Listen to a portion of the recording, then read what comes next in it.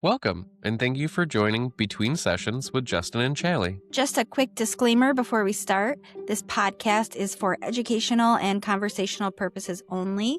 It's not intended to replace therapy, counseling, or professional mental health care. We are sharing lived experiences and reflections, not prescriptions, and we encourage our listeners to seek professional guidance when needed. Hi, everyone. Welcome back. Today, our topic is self-sabotage. I love this one. So This is we're going gonna to be talk really about what is self-sabotage, what does it look like, and why someone might self-sabotage. So where should we start? So I think first, kind of going over definition of like what self-sabotage is. It is behaviors or thoughts that are unconscious or involuntary in nature that are having us act in a way that could be harming us, harming our success, or going against our intentions or our goals. Anything you want to add to that for the definition? I don't think so. It's when we act in ways that go against our goals, our values without realizing it. Yes. That's how I think of it. So some pieces that this might come up in is like we set a goal and then we do everything in our power subconsciously to not have that goal happen. Yes. Bulls. Yes. So some examples of what self-sabotage may look like could be setting a goal and then subconsciously immediately doing something that derails us from that goal or doesn't align with that goal. What might that look like? So maybe saying that we want to study for something or so relevant for me would be that I want to pass my exam and then not making any time to study for it or not putting in any effort so that, well, if I don't pass, then it's because I didn't try that hard, right? Yes. Okay. Okay. It could also be, I think back into my time in substance use work of people gaining sobriety and doing some beautiful work to gain their recovery and then hitting like a goal that they never thought they would be able to accomplish, whether it be 3 months, 6 months, a year, sometimes even a month, and not knowing what comes after that. Then, well, if we mess up our goal, then we can't disappoint anybody else because we didn't even make it there. So we don't have to find out what comes next. And then we can also say, well, I didn't try that hard, or of course this was going to happen, so don't expect any more of me. I see among like my clients, I see a lot of self-sabotage in relationships, Ooh. especially like romantic relationships. So like getting close and like getting too close and maybe pushing away. Yeah. Yeah. Like things are going really well. They're almost going too well. So then you're, picking fights about, nonsense just to fight, just to push them away. To like prove ourselves right that this person is too good to be true and not for us.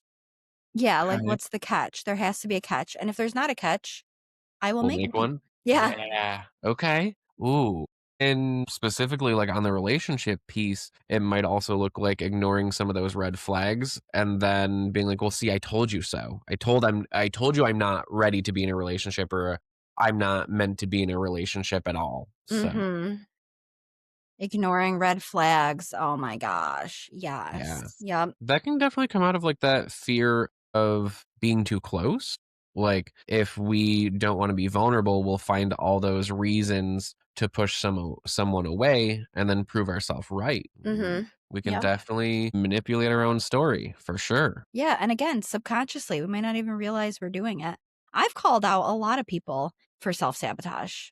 And I've Yeah. had to say, like, hey, if you take a step back, do you think you could maybe qualify this as like you self-sabotaging? How do they respond to that? I mean, majority of the time, they're actually pretty receptive to it. Mm-hmm. So they're kind of just like, yeah, maybe. But I think another question is why? Like, why do I do this to myself? Like, why do we self-sabotage? Why do I put all this on me? And then, well, of course, it's not going to work out. I know one thing is that fear of success, that so like we put all of this pressure on ourselves and then maybe don't want to fully acknowledge that it can possibly work. So we find all the reasons to make it not work, Which sounds wild. Like, doesn't it? success is such a great thing. Like, who would ever be afraid of success? But with success, right? With I can success relate. comes big changes. It can come with big responsibility, Hmm. expectations. And so, like, you wonder, like, why do people stay in like crummy dead end jobs forever when they could be doing bigger and better things? But sometimes feeling stuck is safer than stepping into the unknown. It's a comfortable feeling. So, like, Yes. staying in that comfort zone of, well, at least I know if this is a crummy situation, I know what to expect in this crummy situation. Yes. And our brains Ooh. instinctively prefer that comfort because Mhm. we've talked about this before. Change is uncomfortable Yeah. and we don't want to be uncomfortable. And that's that subconscious piece of our brains will keep us stuck sometimes because it feels safer. Yeah, because then we can predict what's going to happen, and we can predict that, well, if I'm miserable because of this, it's because I didn't do anything, rather than if we take that leap and then we're miserable anyways, well, we put effort into it, and then now it's kind of a hit to ourselves of being like, well, I put all this effort in and it still didn't work. What was the point? So, like, maybe more disappointment. Mm-hmm. To kinda go along those lines, though, the tough part with that is we're never going to know unless we do it, and then we're gonna completely rob ourselves of the beauty that could come out of that change. Yes. Yes. But it's still terrifying. Of course. Thinking about that, even, looking at the fear of that change is if I can predict what is going to happen with it and I know already what's wrong in the situation that I'm in, we can stay comfortable in that and then we can build all the reasons that it's not going to work out. Like all of the what ifs can make us feel more secure in what we have going on now. Mm-hmm. Yeah. Where are some other areas that self-sabotage might show up? So like we talked about like the relationship piece, can definitely be in Well, career. this is a mental health podcast. So, what about in mental health?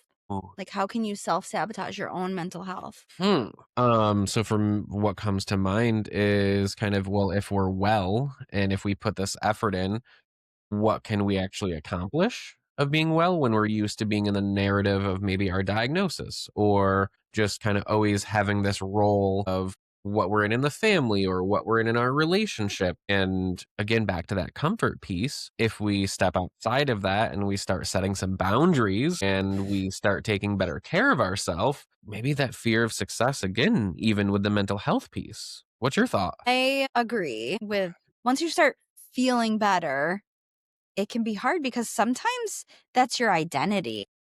I mean, it's not a good thing to let your mental health be your identity, but sometimes it is. And then it's like, that's all I've ever known. So, how do I step away from it? That's scary. Again, with the change.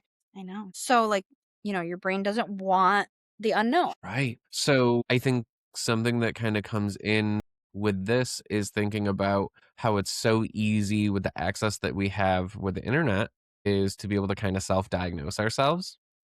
Ugh. And we can get some pretty heavy diagnosis that might be rooted in so many other things, such as anxiety, depression, trauma, and we can put it into this like big ball of a diagnosis up here, and then it starts to become part of us, and then we act in that way. Or if we were always told that we had a specific diagnosis and that's all we were going to be, it's really hard to challenge Mm. that because that's how maybe we got away with some of our behavior and then we're gonna be held Ooh. accountable? Yes. Good thought. Accountability is tough, especially when it comes to mental health, because if we can blame it on something, that becomes easier. Like, well, oh, it's just because I'm anxious, or it's just because I have this, or it's because I have ADHD, that's why I don't do well, rather than having that accountability of, okay, I don't do well because I maybe didn't put in that effort. And that's okay to admit, but it's more of a reflection of ourself. Right. Food for thought. Yeah. What are some other ways that you think it might show up with mental health? Because I think this is a really good one that it is so common now that we got talking about it. Like it's so common to sabotage our mental health. Hmm. Maybe I'm thinking of like specifically like anxiety, Hmm. putting yourself in anxiety provoking situations that you don't need to be in. I can definitely relate. I've definitely done that. Like I've definitely put myself in a situation because that's a comfortable feeling. I know for me sometimes I don't always like feel the most comfortable in my own skin where I felt comfortable dealing with the anxiety, so that felt like home. So being outside of that, I didn't really know how to handle it, and I almost felt like I was waiting for the other shoe to drop of like, well, this is Mhm. too good, so I might as well mess it up subconsciously. Like that's not initially what my thought was, but like subconsciously, well, I might as well go back to what was comfortable and what was normal. I knew how to handle that. Mhm. Mm. Also, another thing is mental health medication, not Oh, taking your medication consistently. That's something that mhm. I've struggled with. Yep, and then finding maybe that thing that works because so to kinda challenge that stigma piece of mental health medication is that it can really be so helpful, and it can kinda be that missing piece of the puzzle for some of us, and getting in our head that we don't wanna be on it, then we can start to lack with the consistency of it. Mhm. And then For we'll sure. see this. I knew this was gonna happen, it wasn't going to work. What was your if you don't mind me asking, what was your experience with the mental health medication? Like, was it that you didn't want to take it or that you would forget to take it? Like, where did that show up? I don't know. And because I don't know, that's why I kind of think it was self-sabotage because I don't know. I would just get so lax with it where I'd be like, Mhm. "Man, I can skip tonight. Like it's fine." Like it wasn't a priority at all. I don't know Mhm. why though. So that's why I'm thinking like subconsciously it was probably my brain self-sabotaging because I was Yeah. so used to being anxious that it wanted that. This sounds so I'm so glad we're talking about it because just saying it out loud sounds so wild. Like Yeah. my brain craved the anxiety because that's what it was used to. So subconsciously I would like not take my meds so that way I would feel that again. Like that makes no sense. Mhm. Our brains are wild. They're tricky places. I wonder if that almost comes out of fear of like, well, what can I do with all this space if I'm not always worrying about something? What do I do with the rest of that space then? Yeah, that's true. I think for me, that has been kind of something I have more recently thought about was like, well, what happens with all this brain power if I'm not constantly ruminating on this, that, or the other? Where does that brain power go? And like we just kind of talked about, our brain can be quite a wild place, and it's that unknown. Just like had an epiphany. One thing we were talking about as like a why was fear of failure, right? So if Mhm. like you don't fully try, then failing hurts less. Mhm.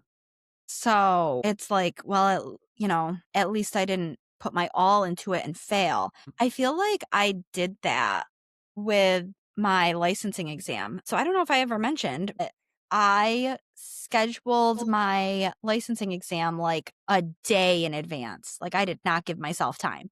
I went online to see like when I could schedule it and I had a choice of either a month or a day and I picked a day. And in my head I said, well, if I wait a month, then I'll stress myself out so bad with studying and stuff.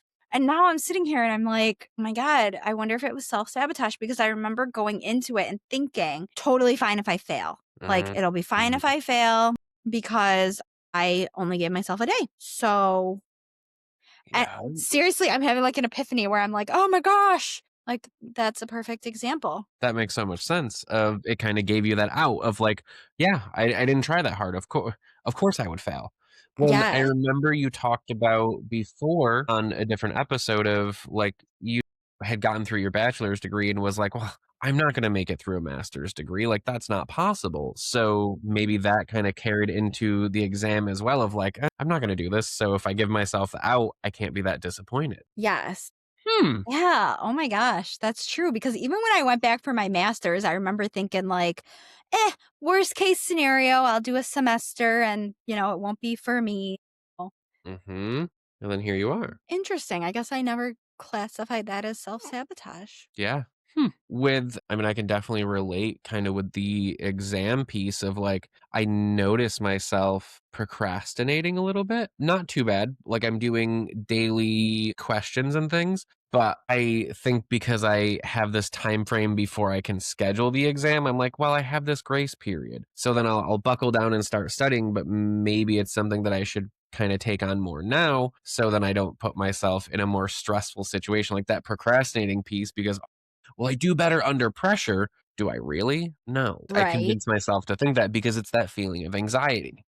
I've Hmm. always told myself that. I've been a procrastinator forever, for as long as I can remember. And I remember going back for my master's as a grown up and thinking, like, all right, I'm not going to procrastinate. And Mhm. I did. I did. And I didn't know that that was subconsciously self sabotage. Yeah. Another factor for self-sabotage might be self-worth or like low self-worth, not feeling as though we deserve it, not feeling as though we're going to accomplish it. So then not even taking the opportunity to begin with. And that might be for career or putting yourself out there for a relationship or, can be countless things, but like, well, I don't deserve it, so I'm not going to do it anyways. So then it doesn't prove in our head that, well, of course I didn't deserve it and that's why I didn't get it. If we don't try at all, we save ourselves from that disappointment, and we I don't feel like really that save our really, sorry, Nope.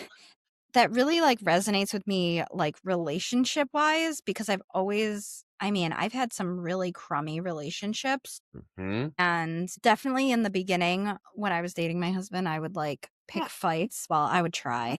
Like, I would try and pick fights because it was like, this man is too good to be true. So in my head, I'm like, I'm going to push him to his breaking point so I can Uh-huh. prove that he is too good to be true. And, lucky enough for me, he just was that good. So I would like try to pick a fight and he'd be like, okay, I hear you. Like, thanks for letting me know. And then I'm just like, I don't know what to do with that. I was expecting a fight. But previous to him, my self worth was so low. Mhm. And then along comes this man who is just wonderful in every possible way. And I'm just like, there's no way I Mm. deserve this because I've never had it before. And so, yeah, the whole too good to be true definitely resonates with me. That makes me think about something has shown up for me as, like, levels of abandonment, so I'm like, well, someone's going to leave anyways, like, people are just gonna leave my life anyways, so if I am too much now, then I'll just make them leave now, so then it's not gonna hurt as bad later. Yes. Oh my gosh. Yes. I feel like that. Yeah. I like totally put my husband through the ringer at the Yep. beginning. I've definitely even done it, like, beyond the beginning too, like, I can think about even more recent situations where I'm like, "Well, at what point are you just gonna leave?" So, I might as well do it now, so then it's not 3 years from now or 5 years from now or whatever that looks like, you know? I'm famous for saying, "Well, I wouldn't wanna deal with me, so I don't know why someone else would." Oh my gosh, I say that all the time. That's wild. I say that all the time. Like, I don't Yeah. know how you put up with me. And my husband looks at me like, what are you talking about? Hmm. But it's that low self worth. Like, I view myself as like such a burden and a hassle. And he's Mhm. looking at me like I'm just the most wonderful person that's ever existed. But I Yeah. don't see myself like that. I appreciate you sharing that. That got very vulnerable, and I appreciate that. Yeah. But it's good because, like, you work through it and it does get better. I say like my husband's a total German shepherd. Like he is so loyal to a fault. And I am finally comfortable where it's like I know he's here and he's not going anywhere. I don't have that like worry, Mhm. where I read something on like TikTok or something where it said like a lot of people like their number one concern in a relationship is like they're worried their partner will cheat on them. And like I'm worried mine's gonna die. Like that's pretty much my only fear because that's the only way this I man love would that. leave. Wow. And he's done enough where I'm like comfortable with that. Like he's shown it again and again and again. But I Mhm. definitely tested him. Impressive. Yes, and it's not just the fact that we have our little princess. I felt that way, even before I got pregnant. Is like Mhm. it's such a good it's weird, but it's like such a good feeling of just that sense of like security. Like that man's just my best friend. He's always going to be here and I have zero doubt in my mind that he's Wow. always going to be here. So it's but yeah, it's come with, it was a challenge to get here. Yeah, and that's definitely gotta be, like, a level of discomfort at some point. So, wrapping up with self-sabotage, Well, what can you do to prevent self sabotage? I think being able to talk about it with our supports or the person that like, if it is a relationship, being vulnerable and open about that, Yes, 100%. being able to check ourselves, and whether it be through journaling or talking about it, being able to just kind of check ourselves and say, no, I do deserve this. This is something I'm working hard for. It is worth the discomfort because we're going to be long term uncomfortable staying in the situation that we're in rather than trying to do something to change it. At least we put some effort. We're not in control of the outcome, but we are in control of the effort that we put in. And it may not exactly work out the way we wanted it to or planned to, but it works out one way. Any other ways that you can think of challenging the self sabotage, or any ways that you've been able to? I think just improving our self-worth. Being kinder to ourselves. Yeah. Really to like digging deep and, trying to improve. Everybody for joining. And please share any experiences with self sabotage that we've had, and any ways that we've been able to overcome it. I think would be so helpful because this is something that is so common and is much more unconscious than what we thought. I mean, even we realized this through the episode of where this has really shown up in our lives before. Yes. So thank you guys for joining. Joys of being a working mom. That should be our next. We should do an episode all on being a working mom. Working Sorry mom. about the crying baby in the background. Gotta do what you gotta do.